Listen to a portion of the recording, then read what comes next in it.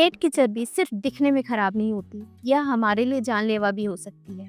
पेट की चर्बी बढ़ने से हमें diabetes, high blood pressure, heart attack, यहाँ तक कि कैंसर की समस्या बढ़ने का भी खतरा रहता है। पेट की चर्बी बढ़ने से हमारी उम्र 10 से 5 साल कम हो जाती है।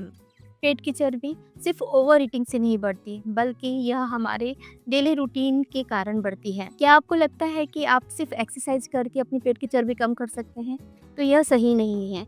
हमें अपने पेट की चर्बी को कम करने के लिए अपनी डाइटरी रूटीन को सही करना पड़ेगा। अपने डाइट में हल्की चेंजेस करके हम अपने पेट की चर्बी को 2 गुना तेजी से कम कर सकते हैं। चलिए आज इस वीडियो में हम जानेंगे कि हम ये पेट की चर्बी क्या होती है, ये क्यों बढ़ती है, ये कैसे खतरनाक है और हम इसे कैसे अपने डाइट रूटीन से ठीक कर सकते हैं। मैं doctor Smriti Agarwal, I am a BMS Ayurvedic doctor and nutritionist working as a weight loss. सबसे पहले हम जानते हैं कि पेट की चर्बी क्या होती है। पेट की चर्बी, जिसे हम एब्डोमिनल फैट या विसरल फैट कहते हैं, यह हमारे स्टमक एरिया में यानी कमर के एरिया में जो चर्बी होती है उसे कहा जाता है। ये 2 टाइप की होती है, पहला विसरल फैट, दूसरा सबक्यूटेनियस फैट। जो विसरल फैट होता है वह थोड़ा खतरनाक होता है, क्योंकि यह हमारे जो अंदरूनी ऑर्गन्स होते हैं जैसे किडनी, लीवर, इंटेस्टाइन, स्टमक, इसके चारों ओर फैट की लेयर बना देती है, जो कि हमारे लिए नुकसानदायक होती है, जिससे हमारे ये ऑर्गन के काम डिस्टर्ब होते हैं। दूसरा हमारी सबक्यूटेनियस फैट ये हमारी स्किन की निचले एयर में होती है, जो हमें बाहर से भी दिखती है और इससे मोटापा बढ़ता है, इससे हमारा मेटाबॉलिज्म डिस्टर्ब होता है, हमारे शरीर में स्वेलिंग्स होती है, थोड़ी कम खतरनाक होती है लेकिन यह वेट गेन का कारण होती है। पेट की चर्बी बढ़ती कैसी है, यह एक इम्पॉर्टेंट पार्ट है। सबसे पहला हमारे खाने पीने का ढंग, आहार, हमारी रूटीन बदल चुकी है। दूसरा फिजिकल एक्टिविटी कम हो चुकी है। आजकल इतना ज़्यादा स्ट्रेस की वजह से भी कार्टिसोल हार्मोन बढ़ जाता है, उसकी वजह से भी हमारी पेट की चर्बी बढ़ती है। चौथा, हमारी नींद पूरी नहीं होती। आजकल हम मेंटल वर्क ज़्यादा कर रहे हैं, फिजिकल वर्क कम कर रहे हैं, इसकी वजह से नींद पूरी नहीं होती, तो यह भी हमारे पेट की चर्बी बढ़ने का कारण है। और कि आजकल मेडिसिन पे हमारी लाइफ जा रही है, मेडिसिन के कारण हमारा डाइजेशन डिस्टर्ब हो रहा है और उसकी वजह से भी हमारी पेट की चर्बी बढ़ती है।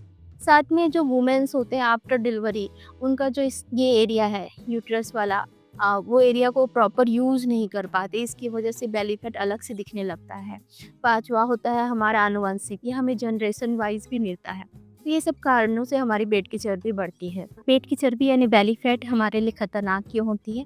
सबसे पहला, यह हार्ट अटैक का कारण होती है, क्योंकि यह हमारे ब्लड में ट्राइग्लिसराइड और कोलेस्ट्रॉल का लेवल बढ़ा देती है, जिससे हार्ट अटैक आने का खतरा बढ़ जाता है। दूसरा, ये डायबिटिक का भी कारण होती है, क्योंकि यह शुगर रेजिस्टेंस करती है, इंसुलिन रेजिस्टेंस करती है, जिससे हमें टाइप 2 डायबिटीज़ होने का खतरा बढ़ जाता है। तीसरा, यह चूँकि कोलेस्ट्रॉल और ट्राइग्लिसराइड ब्लड में बढ़ा देती है, तो हमारे जो आर्टरी और वेन्स हैं वो डिस्टर्ब हो जाते हैं, तो ब्लड प्रेशर भी बढ़ने का खतरा इसमें हो जाता है। ठीक है, यह हमारे हार्मोनल्स को भी डिस्टर्ब करती है, हमारे मेटाबॉलिज्म को डिस्टर्ब करती है। पाँचवा, यह हमारे जो अंदरूनी ऑर्गन्स हैं उनको भी डिस्टर्ब करती है, उनके काम को, क्योंकि ये लीवर, किडनी, हृदय, उसके चारों ओर फैट का जमाव कर देती है, जिससे उनके काम डिस्टर्ब होते हैं। इस प्रकार ये देखिएगा ये कितनी खतरनाक है। चलिए जानते हैं कि हम अपनी बेली फैट को कैसे कम कर सकते हैं। सबसे पहले हमको अपनी डाइटरी चेंज करना है।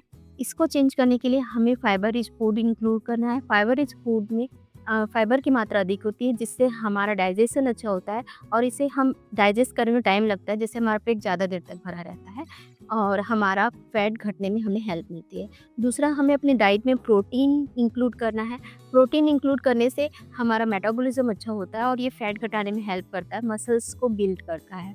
तो प्रोटीन हमें कहाँ से मिलता है? प्रोटीन हमें मिलते हैं जितने भी डेयरी प्रोडक्ट होते हैं, दाल होते हैं, अगर आप नॉन वेजिटेरियन हैं तो एग, मछली, टोफू सभी चीज़ों में मिलता है। इन सब से हमें प्रोटीन लेना है। तीसरा, हमें अपने डाइट में गुड कार्ब्स इंक्लूड करना है। गुड कार्ब्स मतलब होल ग्रेन्स यूज़ करना है। जो रिफाइंड चीज़ें उनको अवॉइड करना है, refined oil, refined sugar, refined floors, जो मैदे वगैरह होते हैं, सबको अवॉइड करना है। चौथा, हमें अपने डाइट में वाटर इंटेक बढ़ाना है। वाटर इंटेक बढ़ाने से हमारी बॉडी हाइड्रेट रहती है और each and every cells active हो जाती है।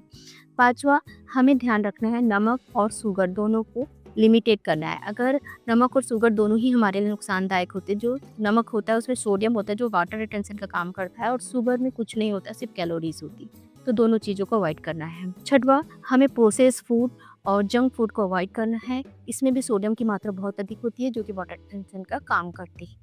हमें अपने डाइट में ग्रीन टी, हर्बल टी को इंक्लूड करना है। ये हमारे मेटाबॉलिज्म को बढ़ाते हैं, डाइजेशन को बढ़ाते हैं और हमारी इम्यूनिटी को बूस्ट करते हैं। तो ग्रीन टी, हर्बल टी बहुत इंपॉर्टेंट रोल होती है। साथ में अच्छी नींद लेनी है, अच्छे से सोना है। अपने जो दिन भर की मील्स है ना, उसको 3 बिग मील में ना करके 4 से 5 स्मॉल मील में कीजिए, ताकि आपका जो ब्लड शुगर लेवल अचानक से स्पाइक ना करे और यह आपकी डाइजेशन को हेल्प करे। ठीक है, तो ये जो हमारा फैट है वो एक दिन में नहीं बढ़ा है, तो धैर्य रखिए, पेशेंस रखिए, कंसिस्टेंसी इम्पॉर्टेंट है। धीरे धीरे ही कम होगा।